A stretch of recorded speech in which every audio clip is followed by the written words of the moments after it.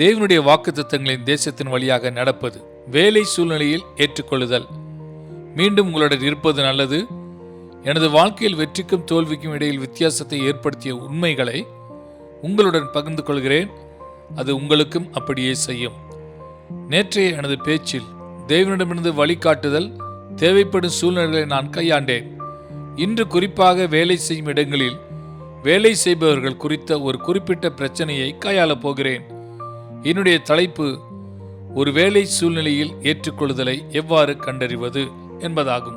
தங்கள் கர்த்தரை மகிமைப்படுத்தும் நீதியின் வாழ்க்கையை நடத்த முற்படும் பெரும்பாலான உறுதியான கிறிஸ்தவர்கள், விசுவாசிகள் அல்லாத மற்றும் உண்மையில் கிறிஸ்தவ நம்பிக்கைக்கு விரோதமாக இருக்கும் நபர்களுடன் அல்லது அவர்களுக்கு கீழ் பணிபுரிய வேண்டிய சூழ்நிலைகளில் ஒருவித மன அழுத்தத்தை அல்லது பதற்றத்தை அனுபவிக்கலாம். சில சந்தர்ப்பங்களில் அத்தகைய சூழ்நிலையில் உண்மையான எதிர்ப்பு அல்லது துன்புறுத்தல் கூட இருக்கிறது.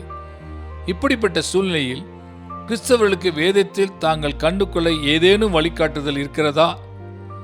அதில் இருக்கிறது என்று நான் நம்புகிறேன். இது போன்ற சூழ்நிலைகளில் எனது சொந்த அனுபவத்தின் அடிப்படையில் இதை சொல்கிறேன். இன்று நமது முதல் வாக்குத்தத்தமாக எதிர்மறையான வாக்குத்தத்தம் என்று நான் அழைக்கும் அதற்கு திரும்ப போகிறேன். நமக்கு தேர்ந்தெடுக்க வாய்ப்பு இருந்தால் அதை உண்மையில் நாம் தேர்ந்தெடுக்க விரும்பாத ஒரு வாக்குத்தத்தம் ஆகும்.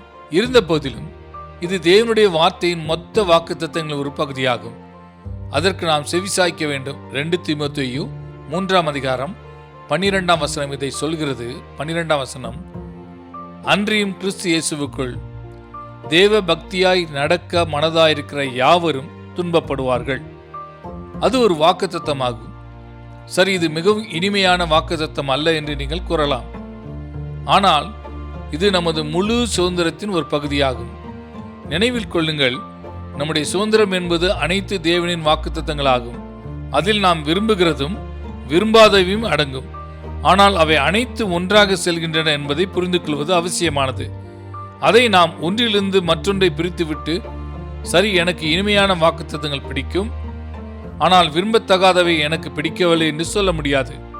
இதை நாம் கவனிப்பது முக்கியமானது. ஏனென்றால் நாம் உண்மையிலேயே தெய்வீகமாக வாழும் சூழ்நிலை இருக்கும்போது அதற்கு நாம் துன்புறுத்தப்படுகிறோம். இது நமது சுதந்திரத்தின் ஒரு பகுதி என்பதை அறிவது மிகவும் ஆறுதல் அளிக்கிறது. தேவன் அதற்கு ஏற்பாடு செய்துள்ளார். அவர் அதை புரிந்து கொள்கிறார். அதில் தவறு எதுவும் நடக்கவில்லை. நாம் தேவையில்லாமல் தேவனின் விருப்பத்திற்கு மாறாக இருக்கவில்லை. ஆனால் ஒரு கிறிஸ்தவராக இருப்பதால் அப்படி செல்கிறது. எனவே இன்று நான் உங்களுக்கு சொல்லப் போவதில் நீங்கள் ஒருபோதும் துன்புறுத்தப்பட மாட்டீர்கள் என்று நான் உங்களுக்கு உறுதியளிக்கவில்லை. உண்மையில் தெளிவான வேதாகமத்தின் அடிப்படையில் நீங்கள் உண்மையிலேயே கிறிஸ்து இயேசுவில் தெய்வீக வாழ்க்கையை வாழ்ந்தால் அதற்கு நீங்கள் துன்புறுத்தப்படும் நேரங்கள் இருக்கும் என்று நான் உங்களுக்கு உறுதியளிக்கிறேன்.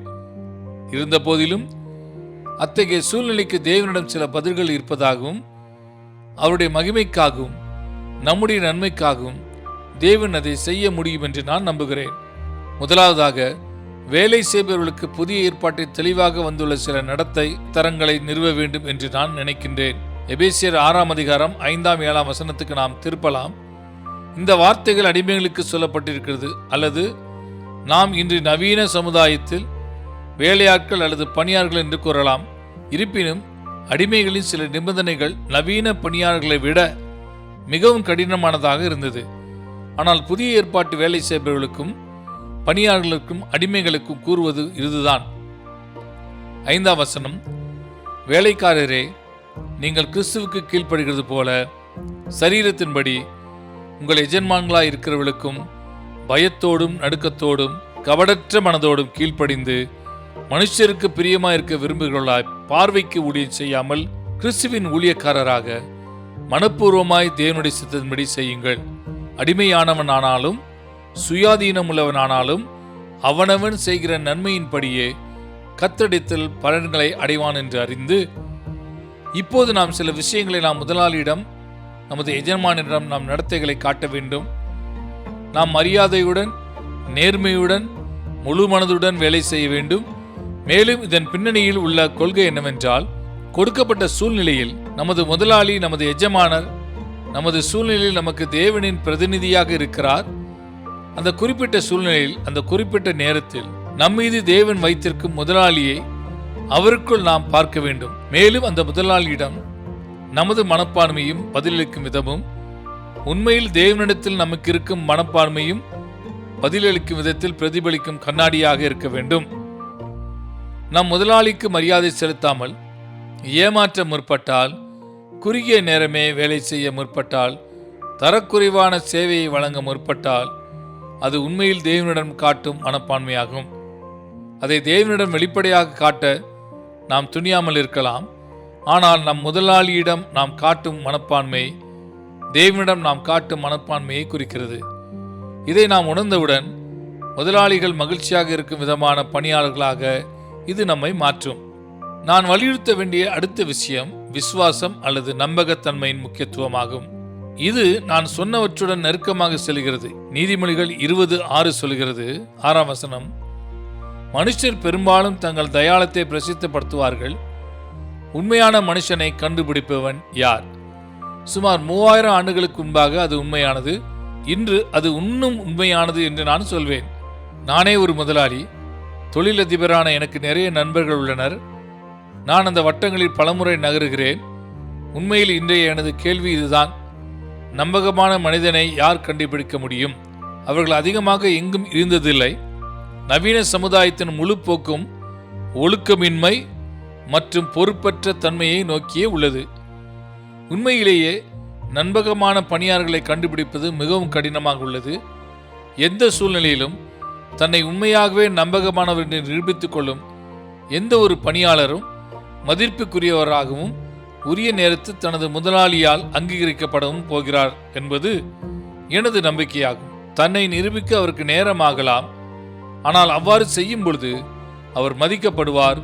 மீண்டும் நீதிமொழிகள் 28:20 அது கூறுகிறது, 20ஆம் வசனம், உண்மையுள்ள மனுஷன் பரிபூர்ண ஆசீர்வாதங்களை பெறுவான், ஐஸ்வர்யமானாகிறதற்கு தீவிரிக்கிறவனோ ஆக்கினைக்கு தப்பான். எனவே நீங்கள் வேலை செய்யும் இடத்திலும் உங்கள் முதலாளியிடம் உங்கள் அணுகுமுறையிலும் உண்மையுள்ள ஆணாகவோ அல்லது உண்மையுள்ள பெண்ணாகவோ இருந்தால் நீங்கள் ஆசீர்வதிக்கப்படுவீர்கள் என்று தேவன் கூறுகிறார். உங்கள் முதலாளி உங்களை ஆசீர்வதிக்காவிட்டாலும் தேவன் அவருடைய சொந்த விதத்திலும் நேரத்திலும் நீங்கள் ஆசீர்வதிக்கப்படுவதை பார்த்துக் கொள்வார். எதிர்மறையான வாக்குத்தத்தத்தை பார்த்தோம். கிறிஸ்து இயேசுவுக்குள் தேவ பக்தியுடன் வாழும் யாவரும் துன்பப்படுவார்கள். பணியாளர்களுக்கு வேதம் அமைக்கும் சில தர நிலைகளை நாம் ஆராய்ந்தோம். இப்போது நான் நேர்மறையான வாக்குத்தத்துக்கு திரும்ப போகிறேன். இது எனது சொந்த அனுபவத்தில் நான் குறிப்பாக நிரூபித்த ஒன்றாகும். இது ரோமர் 14ஆம் அதிகாரம் 17-18ஆம் வசனத்தில் காணப்படுகிறது. 17ஆம் வசனம், தேவனுடைய ராஜ்யம் புசிப்பும் குடிப்பும் அல்ல, அது நீதியும் சமாதானமும் பரிசுத்த ஆவினால் உண்டாகும் சந்தோஷமாயிருக்கிறது. இவைகளிலே கிறிஸ்துவுக்கு ஊழியம் செய்கிறவன் தேவனுக்கு பிரியனும் மனுஷரால் அங்கீகரிக்கப்பட்டவனுமாயிருக்கிறான். தேவனுடைய ராஜ்யம் என்றால் என்ன என்பதை கவனியுங்கள். நீங்கள் என்ன சாப்பிட வேண்டும் அல்லது என்ன குடிக்க வேண்டும் என்பதற்கான விதிகளின் தொகுப்பு அல்ல, அல்லது நீங்கள் கலந்து கொள்ள வேண்டிய பொழுதுபோக்கு இடங்களோ அல்லது எந்த வகையான சட்ட ரீதியான மத விதிகளின் தொகுப்போ அல்ல. அதற்கான இடத்தில் அவை இல்லை. உண்மையில் மத சட்டவாதம் கிறிஸ்தவர்களாக இல்லாதவர்களை மாற்றுகிறது என்பதை நான் காண்கிறேன். அது அவர்களை ஈர்க்காது, அவர்களை விரட்டுகிறது. ஆனால் கிறிஸ்தவத்தின் உண்மையான வாழ்க்கை பரிசுத்த ஆவிக்குள் நீதி, சமாதானம் மற்றும் சந்தோஷமாகும். பரிசுத்த ஆவியை தவிர்த்து அது சாத்தியமில்லை. பின்னர் பரிசுத்த ஆவிக்குள் நீதி, சமாதானம் மற்றும் சந்தோஷத்துடன் தேவனை சேவிப்பவர்களை பற்றி பவுல் கூறுவதை கவனியுங்கள். அவர் தேவனுக்கு பிரியமானவராகவும் மனிதர்களால் அங்கீகரிக்கப்பட்டவராகவும் இருக்கிறார். வேறு வார்த்தைகள் கூறுவதானால், மனிதர்கள் அவர்கள் வாழ்க்கையில் தரத்தை அங்கீகரிப்பார்கள். அது அவர்களுக்கு வெறுப்பாக இருந்தாலும் அவர்கள் அவருக்கு ஒப்புதல் அளிப்பார்கள். இப்போது நான் இதை என் சொந்த அனுபவத்தில் நிரூபித்தேன் என்று சொல்ல முடியும். 2ஆம் உலகப் போரில் நான் பிரிட்டிஷ் இராணுவத்தில் ஒரு சிப்பாயாக இருந்தேன். நான் இராணுவத்தில் இருந்த ஒரு வருடத்திற்குள்ளாகவே நான் இயேசு கிறிஸ்துவுக்குள் மிகவும் அற்புதமான மாற்றத்தை அனுபவித்தேன். எனது முழு வாழ்க்கையும் உடனடியாக தீவிரமாக நிரந்தரமாக மாறியது. என்னில் கண்ட மாற்றத்தை என் சக வீரர்களால் புரிந்து கொள்ள முடியவில்லை. முதலில் அவர்கள் அவர் மத ஈடுபாடு உள்ளவராக மாறிவிட்டார் என்று சொல்வார்கள். நான் அவர்களை திருத்தி, இல்லை, இது மதம் சார்ந்தது அல்ல, நான் ரட்சிக்கப்பட்டேன், அதாவது மீட்கப்பட்டேன் என்பேன். அவர்கள் இதை புரிந்து கொள்ளவில்லை, இதை விரும்பவும் இல்லை. இருப்பினும் எனது அனுபவத்தை பற்றி நான் சொன்னதற்கு இசைவான வாழ்க்கையை நடத்த தேவன் எனக்கு கிருபை அளித்தார். சிறிது காலத்திற்கு பிறகு நான் அவர்களின் மரியாதையை பெற ஆரம்பித்ததை நான் கவனித்தேன். நான் கண்டுபிடித்த ஒரு விஷயம், ஒரு புதிய சூழ்நிலையில் ஆரம்ப காலத்தில் உங்கள் விசுவாசத்தை குறித்து ஒருபோதும் சமரசம் ஆகாதீர்கள்.